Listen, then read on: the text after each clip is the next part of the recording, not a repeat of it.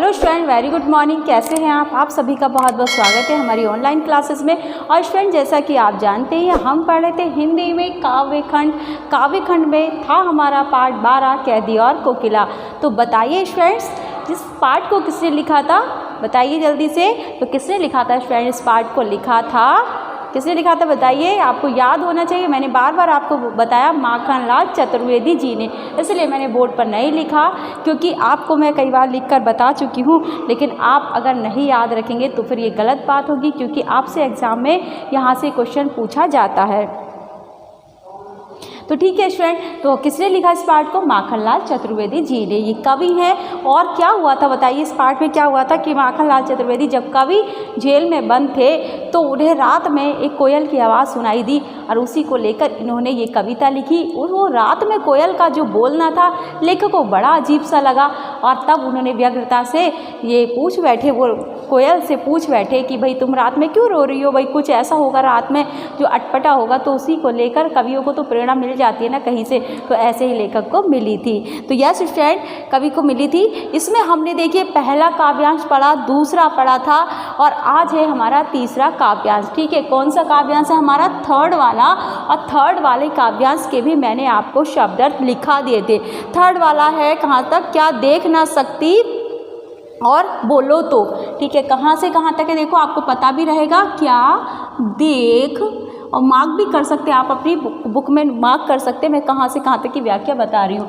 क्या देख ना से लेकर कहाँ तक, लास्ट में तो सब जगह वही आएगा। क्या आएगा? कोकिल बोलो तो, कोकिल बोलो तो। सब जगह कवि ने यही कहा है कि बताओ भाई कोकिल क्यों बोल रही हो। उन्होंने अपनी बात भी कही और अपनी बात वो कहते भी रहे, और कोयल के ऊपर ढाल ढाल कर, जैसे कहते हैं ना, उस तरह से वो अपनी सारी बातें कहते रहे। यस स्टूडेंट, तो सेकंड वाले हमने काव्य में क्या पढ़ा था? आपको याद होगा हमने क्या पढ़ा था कि जब कोयल बोल रही थी कोयल, तो लेखक के मन में उसकी आवाज़, लेखक को उसकी आवाज़ कैसी लगी? बहुत करुणापूर्ण लगी, दुख भरी आवाज़ उनको लगी। तभी लेखक ने उससे संबोधित करके कोयल से पूछा था कि हे कोयल, तुम्हारी आवाज़ तो बहुत मधुर होती है, मीठी होती है, कोमल होती है ना, और फिर तुम्हारी आवाज़ आज इतनी दुख भरी क्यों लग रही है? इतनी करुण आवाज़ आपकी क्यों लग रही है? ऐसा उन्होंने पूछा था। और तुम क्यों इतनी करुण भरी वाणी में बोल रही हो, कूक रही हो? ये पूछा था लेखक ने। और उन्होंने कहा था हे कोयल, तुम्हारा ऐसा क्या लूट गया, ऐसा क्या खो गया, तुम्हारा क्या बर्बाद हो गया, क्या लूट गया, जो तुम इतनी करुण भरी आवाज़ निकाल रही हो, करुणा भरी आवाज़ में कूक रही हो। और फिर उन्होंने ये भी कहा हे कोयल, तुम तो मधुर मीठी कोमल आवाज़ की स्वामिनी हो, मालकिन हो, है ना, स्वामिनी हो। तुम्हारी आवाज़ तो बहुत मीठी है, मधुर है, तुम इसकी स्वामिनी भी हो। ठीक है, और यही तुम्हारा धन है, तुम्हारे पास तो इतनी मीठी आवाज़ रूपी धन है। तो फिर भला बताओ, और तुम क्यों इस तरह से बोल रही हो कोकिल? मुझे बताओ, आखिर ऐसी कौन सा दुख तुम पर आ पड़ा है जो तुम इस तरह से दुखी हो रही हो? ये उन्होंने कहा कि विचलित हो रही हो तुम, इस तरह से क्यों विचलित हो रही हो? आगे था कि क्या हुई बावली अर्धरात्रि को चीखी। तब कभी और पूछते हैं उससे, हे कोयल बताओ, क्या तुमने जंगल में लगी हुई आग की लपटें देख ली हैं, जो तुम फिर विचलित होकर, दुखी होकर, घबरा कर इस तरह से रात में बोलने लगी? ठीक है, क्या तुमने जंगल में लगी आग की लपटें देख ली हैं, जो तुम उसे देखकर चीख रही हो, इस तरह से करुण आवाज़ निकाल रही हो? या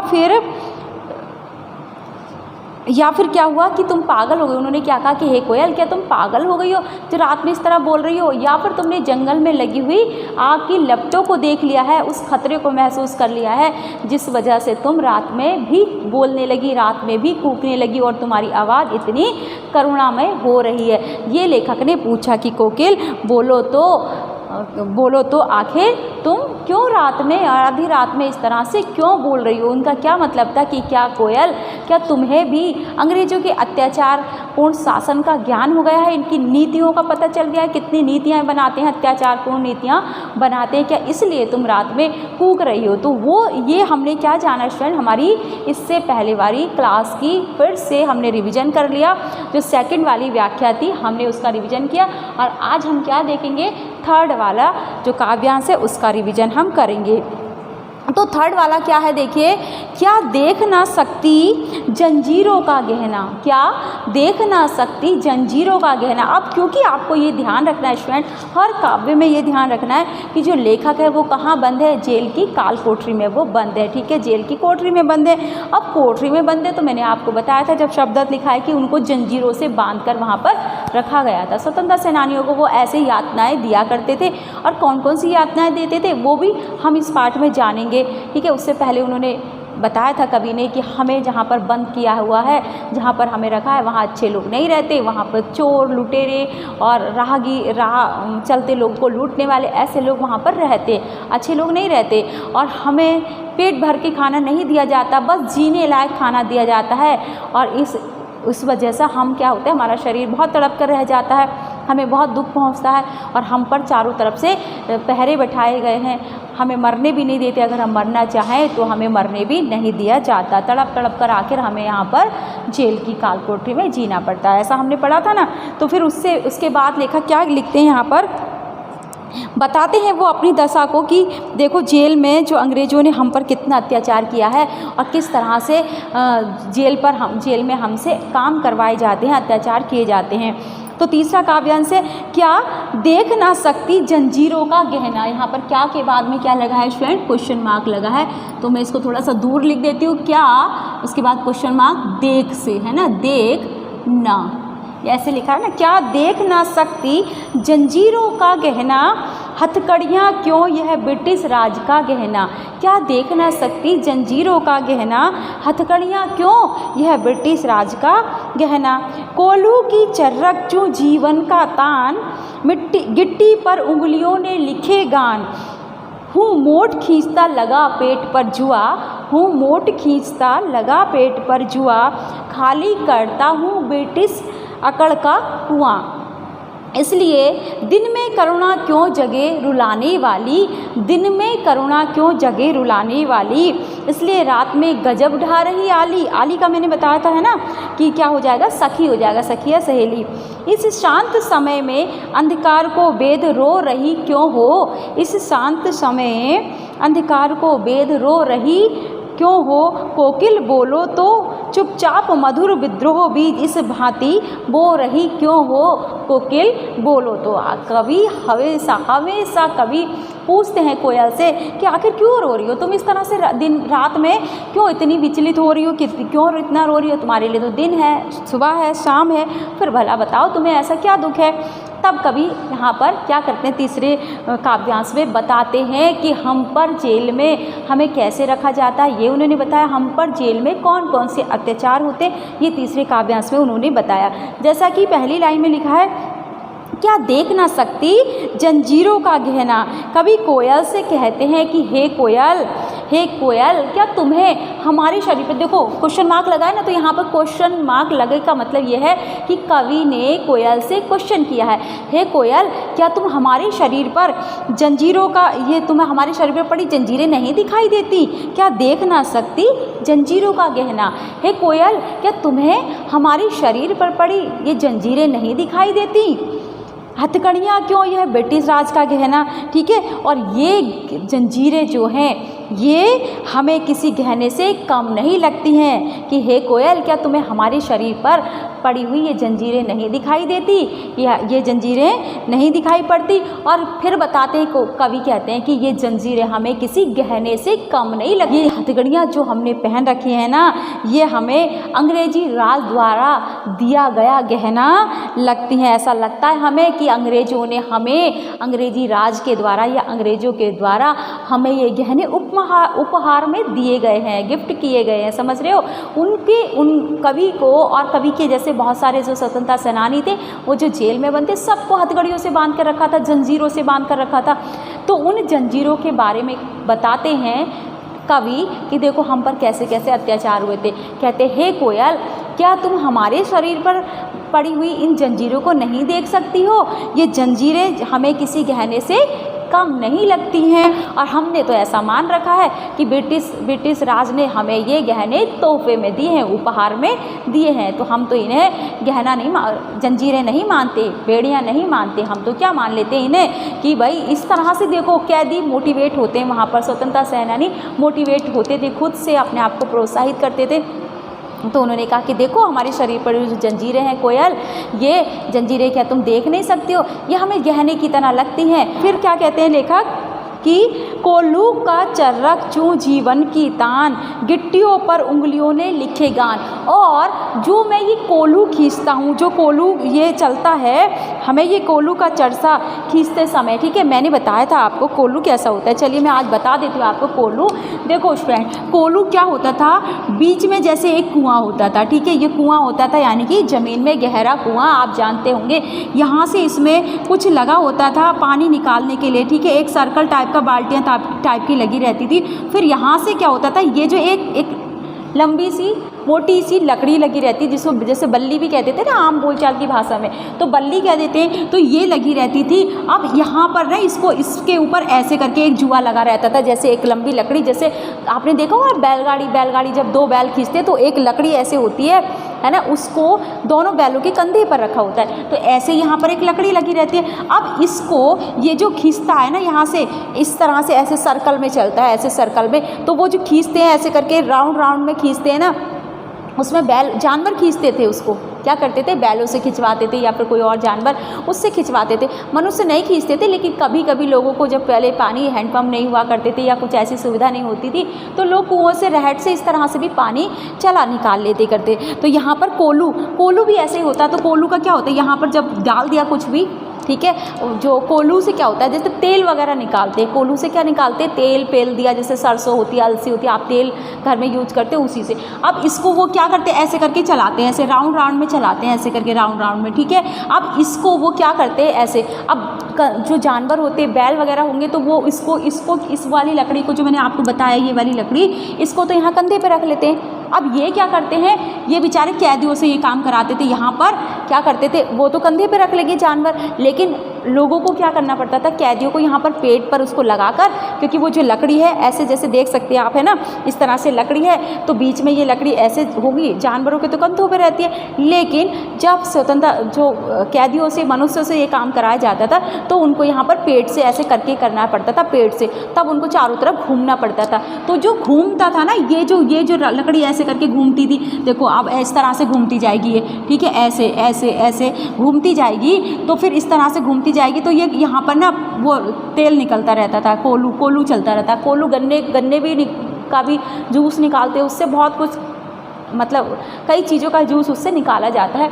तो हम यहाँ बता रहे थे, तो ये उनसे कैदियों से ये काम कराया जाता था। तो वो जो चरसा होता था उसको ऐसे खींचते थे ना, जब गोल गोल घूमते, तो इसमें से ना चर्रक चूं की आवाज़ आती थी, एक ध्वनि निकलती थी, क्या थी, चर्रक चूं, ठीक है, चर्रक चूं की ध्वनि, चर्रक ऐसे साउंड निकलते हैं ना, तो वही ध्वनि है। तो लेखक यहाँ पर ये लिखते हैं कि भाई देखो, जब मैं क्या करता हूँ, कोल्हू की चर्रक चूं जीवन की तान, हमें यहाँ पर जेल में क्या होता है, कोल्हू भी खींचना पड़ता है। तो उन्होंने कहा कि हमें ये कोल्हू के चरसा को खींचते समय चर्रक चूं की जो ध्वनि होती है वो जीवन की तान सुनाई देती है।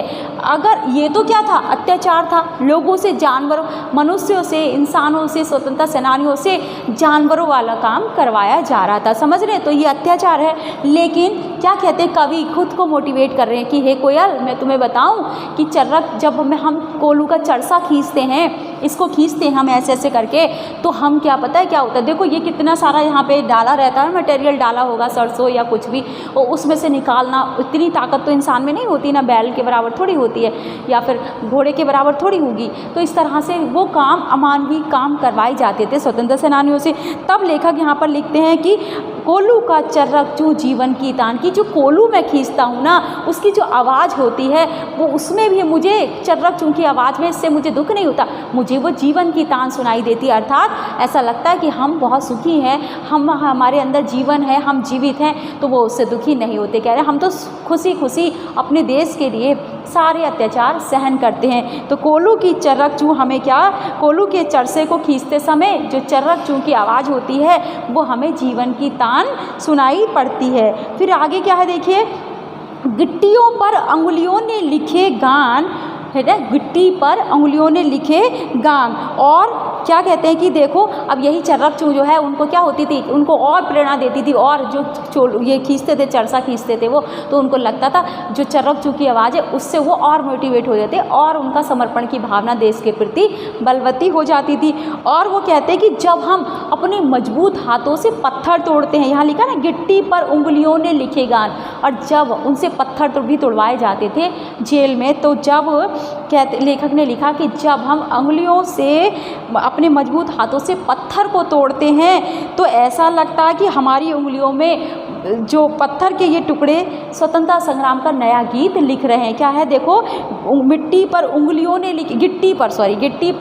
लिखे गान। जो बड़े बड़े पत्थर हुआ करते थे उसको जब कवि लिखते हैं कि जब हम मजबूत हाथों से तोड़ते हैं तो उसके जो छोटे छोटे टुकड़े हो जाते हैं ना, वो गिट्टी जो बन जाती हैं, छोटे छोटे टुकड़े, उस पर हमें कैसे लगते हैं जैसे हम स्वतंत्रता संग्राम का एक नया गीत लिख रहे हों। क्योंकि कवि का क्या काम है, पेन पकड़ने का, लिखने का, लेकिन वहाँ जेल में उनको लिखने की परमिशन तो थी नहीं, तो वो क्या कर रहे हैं, वो कहते हैं कि जब मैं हमारे हाथ में उनको पेन की जगह उनको क्या दे दिया गया, हथौड़ा दे दिया गया, पत्थर तोड़ने का काम, तो वहाँ पर भी उन्होंने पॉजिटिव वे में सोच लिया।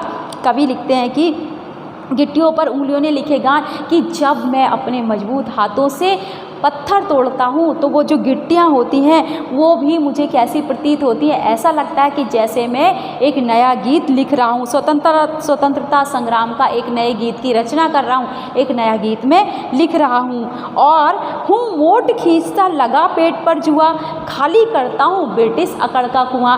हूँ मोट खींचता लगा पेट पर जुआ, खाली करता हूँ ब्रिटिश अकड़ का कुआं। और इसी तरह से जब उनको कुआं, अब इसको कुआं भी हम मान सकते हैं, ठीक है, इसको हम क्या मान सकते हैं, कुआं भी मान सकते हैं। तो ये भी मोट ऐसे खींचा जाता था, तो यहाँ से पानी निकाला जाता कुएं से, तो कुएं से पानी निकाल कर लोग पहले क्या करते थे, अपने खेतों की भी सिंचाई करते थे, इसी से होता था। ये भी काम जानवर करते थे, तो वहाँ पर जेल में जानवर तो नहीं होते ना, यहाँ पर बाल्टी टाइप की लगी रहती थी, वो इस तरह से सर्कल में चलती और पानी भर भर के नीचे तक जाती और ऐसे पलट जाती थी वो पानी, कुछ ऐसा सिस्टम हुआ करता था चेन वाला। तो इस तरह से अब ये काम भी उनको ही करना पड़ता था। तो मोट इसी को कहते हैं, मोट खींचता हूँ, ठीक है। इसकी आवाज़, कोल्हू की आवाज़, कोल्हू अलग होता है, कोल्हू की चर्रक चूँ की आवाज़ वो जीवन का तान सुनाई देती थी, जो उन्हें मातृभूमि के लिए बलिदान होने की नई प्रेरणा देती थी। और कवि कहता है कि जब मैं पेट पर कोल्हू का जुआ लगाकर कोल्हू का चरसा खींचता हूँ, मैंने बताया ना यहाँ पर जुआ लगाकर, कि जब मैं पेट पर कोल्हू के चरसे का जुआ लगाकर चरसा खींचता हूँ, कोल्हू खींचता हूँ, तो ऐसा लगता है कि अंग्रेजी शासन की अकड़ या घमंड का कुआं लगातार खाली हो रहा है। जिस तरह से जो रियल में कुआं होता है, जब हम उसको खींचेंगे ना तो उसमें से पानी बाहर निकलेगा, पानी खाली होता रहता है, पानी बाहर आता रहता है। उसी तरह से वो लेखक, वहाँ पर भी लेखक ने पॉजिटिव होकर सोच लिया कि जब कवि कहते कि जब मैं पेट पर कोल्हू का जुआ लगाकर कोल्हू का चरसा खींचता हूँ, जब मैं पेट पर कोल्हू का जुआ लगाकर वो चरसा खींचता हूँ, तो मुझे ऐसा लगता है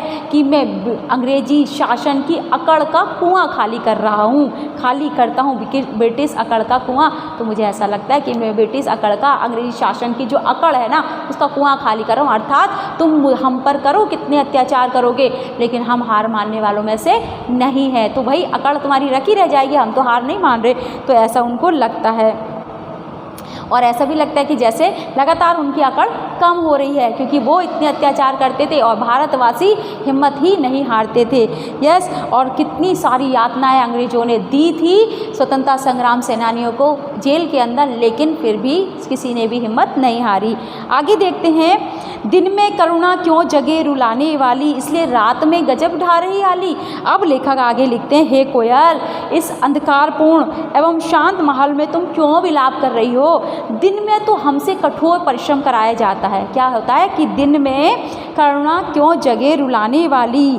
तो कहते हैं कि दिन में तो हम कठोर परिश्रम करते हैं और हमें अनेक यातनाएं सहनी पड़ती हैं, अनेक कठिनाई अत्याचार हम पर अंग्रेज करते हैं। वो समय जो होता है दिन का हमारा बहुत संघर्षपूर्ण होता है। क्या कहा उन्होंने, देखिए क्या लिखा कि दिन में करुणा क्यों जगे रुलाने वाली। हे कोयल तुम्हें ज्ञात है, तुम जानती हो, उन्होंने कहा लिखा कवि ने कि हे कोयल क्या तुम जानती हो रात में दिन में हमसे बहुत ही कठोर परिश्रम कराया जाता है, हमें यातनाएं दी जाती हैं और वो समय जो होता है दिन का हमारा संघर्ष का समय होता है।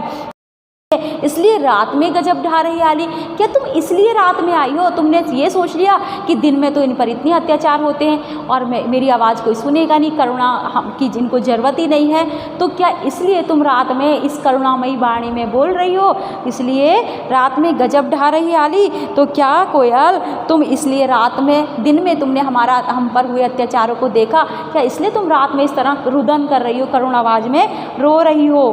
दिन में करुणा क्यों जगे रुलाने वाली, इसलिए रात में गजब ढा रही आली। हे कोयल हम पर दिन में ये दिन का समय जो होता है हमारा संघर्ष का होता है, कठिन परिश्रम का होता है और हमें बहुत सारे अत्याचार सहने होते हैं।